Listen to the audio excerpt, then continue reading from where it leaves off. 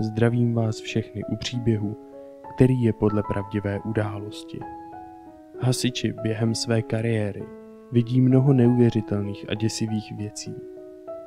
Vběhnout do hořící budovy, kde nevíte, co na vás čeká, není určitě procházka růžovým sadem. Nic však nemohlo připravit kapitána hasičů Jima Grimsera na den, kdy k němu na ulici přišel malý chlapec, který měl v hlavě otázku, kterou když Jim Grimser a jeho muži uslyšeli, tak je to dohnalo k slzám. Nikdo nemohl tušit, že jeden malý chlapec a jeho vzkaz navždy změní Grimserův život. Ale stalo se. Zanedlouho se tento příběh rozšířil po celém světě a inspiroval miliony lidí k tomu, aby přehodnotili svůj život. Pokud se vám tento příběh bude líbit, nechte prosím pod videem like, abychom věděli, že v tom, co děláme, máme dále pokračovat.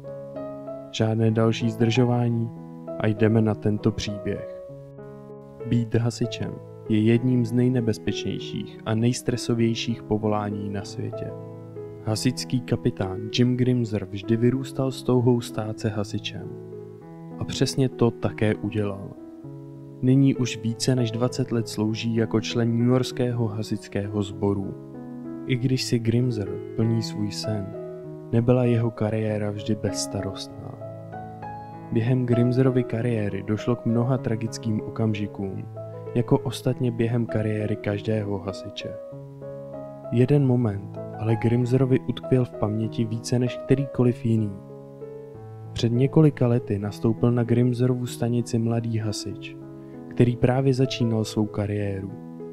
Tento mladý muž zahynul při tragickém zásahu a ačkoliv to nebyla Grimserova vina, tak Grimser za smrt mladého kolegy cítil vinu. Uplynulo několik týdnů a Grimser stále na mladíka myslel každý den. Kapitán byl z této smrti velmi psychicky rozhozený, ale když jeho jednotka měla výjezd, jel Grimser se svým týmem. Chtěl totiž všem svým kolegům ukázat, že jim kryje záda, ať se děje, co se děje. Každý den ve městě New York volá na tísňovou linku více než 5000 lidí. Grimser tedy nemohl tušit, že se tento obyčejný běžný telefonát změní v jeden z nejzásadnějších okamžiků jeho života.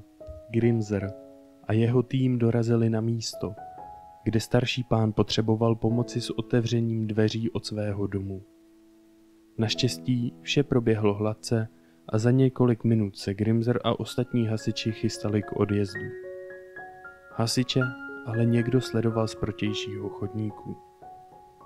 Není neobvyklé, že děti hasiče zbožňují a považují je za své vzory a hrdiny. Což ostatně také jsou. Malý tracker Dax nebyl jiný. Dax přes ulici s úctou pozoroval Grimsera a jeho tým. Až vyroste, chtěl být hasičem jako oni, ale bohužel to nebylo tak jednoduché. Malý chlapec měl bohužel odmala velké zdravotní komplikace. Tracker a Sarah byli zrovna na procházce, když zahlédli Grimsera a jeho tým. Jako kluk, který vždycky miloval hasiče, se musel zastavit a podívat se.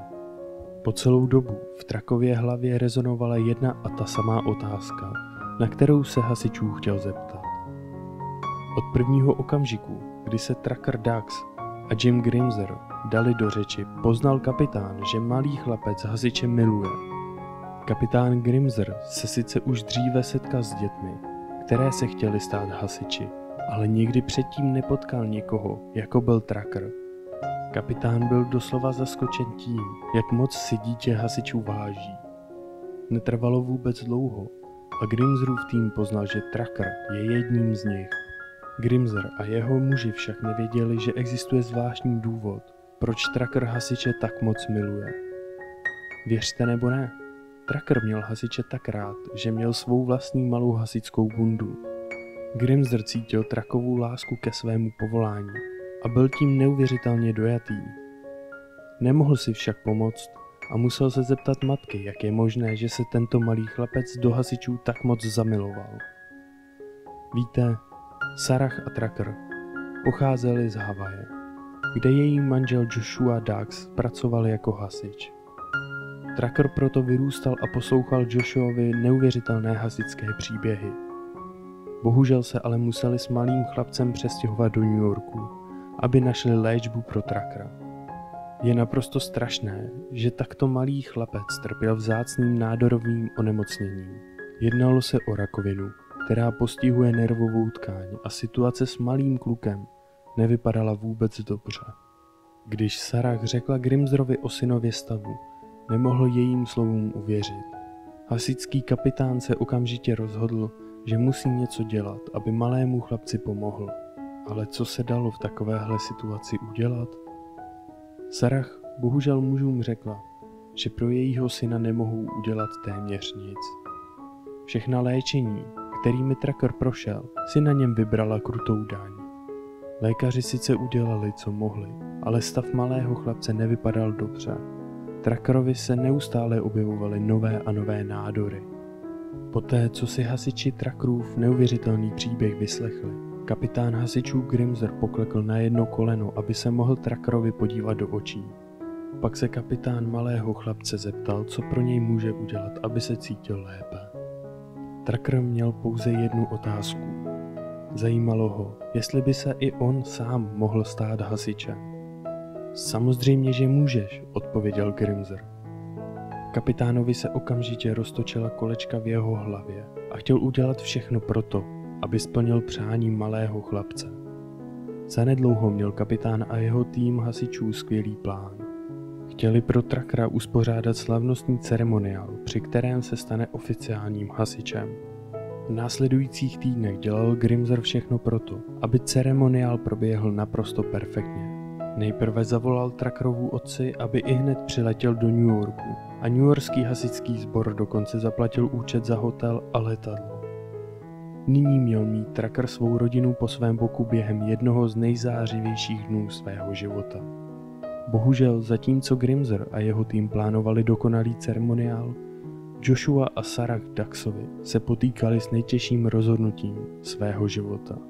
Jak již bylo řečeno, léčba Tracker Daxe nebyla snadná ani bezbolestná. Ve skutečnosti léčba, která se nezdála být vůbec účinná, způsobovala malému chlapci neuvěřitelné bolesti. A tak se Sarah a Joshua, ačkoliv to bylo nejtěžší rozhodnutí v jejich životě, rozhodli Daxovu léčbu ukončit. Chtěli sice udržet jejich syna co nejdéle naživu, ale nechtěli, aby jejich malý chlapec trpěl v bolestech. Tracker Dax ale hodlal žít naplno. Konečně nastal den, kdy měl být jmenován oficiálním hasičem. Celá rodina Daxových byla oblečená do své nejlepší hasičské výstroje a vydala se na Trackerův ceremoniál. Tracker Dax se stal oficiálním hasičem. Během ceremoniálu v New Yorku Tracker spolu s tátou, sourozenci a mámou obdrželi oficiální odznaky newyorských hasičů. To ale není všechno. Tracker se také svezl v hasičském autě a prohlédl si hasičskou stanici Jima Grimsra. Před odjezdem Grimsr Trackera objal. Před několika týdny byl kapitán hasičů zdrcen ztrátou jednoho ze svých mladších hasičů. Nyní se ale díky Trackerovi cítil naplněn nadějí a láskou k životu. Sarah a Joshua Daxovi chtěli dát Trackerovi s ohledem na jeho čas, který chlapci zbýval ten nejlepší život, jaký mohli. Procestovali všechna místa, kam se Tracker chtěl vždy podívat a potkali spoustu dalších hasičských sborů. Postupem času se však všechno cestování začalo projevovat na peněžence Daxových. Konec konců měli i další děti, o které se museli starat. Jednoho dne rodinný přítel Daxových zveřejnil Trackerův příběh na internetu.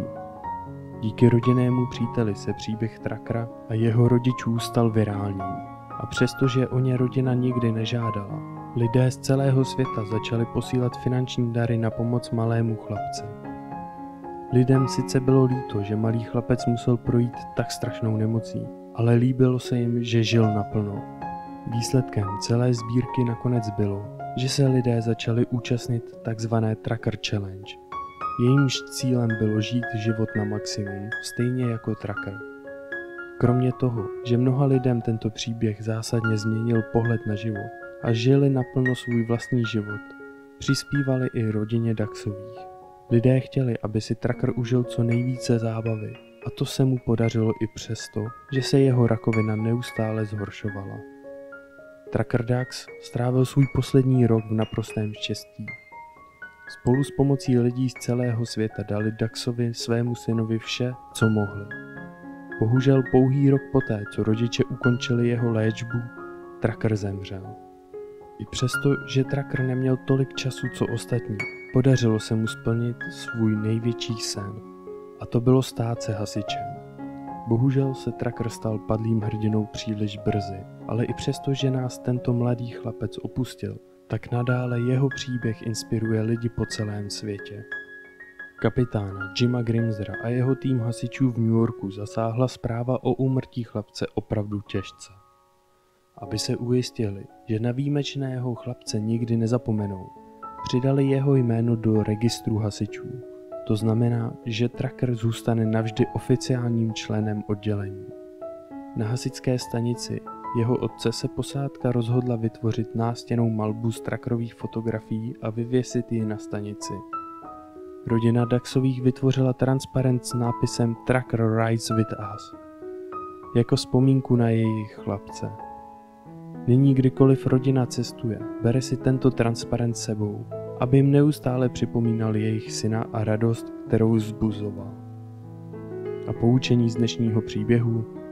Dnešní poučení nemůže být nic jiného, než abyste žili každý den naplno, jako by měl být ten poslední. Je mi jasné, že se to lehce říká, ale nikdy nevíte, co si na vás život zítra přichystá.